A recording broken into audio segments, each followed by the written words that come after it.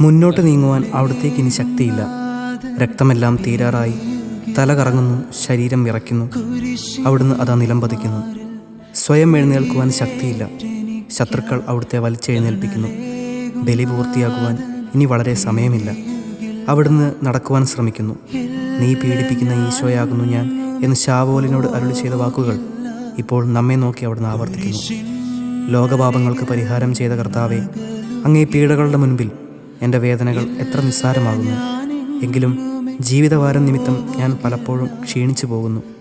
പ്രയാസങ്ങൾ എന്നെ അലട്ടിക്കൊണ്ടിരിക്കുന്നു. ഒരു വേദന തീരെ മുമ്പ് മറ്റൊന്ന് വന്നു കഴിഞ്ഞു. ജീവിതത്തിൽ നിരാശനാകാതെ അവയെല്ലാം അങ്ങേ ഓർത്ത് സഹിക്കുവാൻ എനിക്ക് ശക്തി തരണമേ.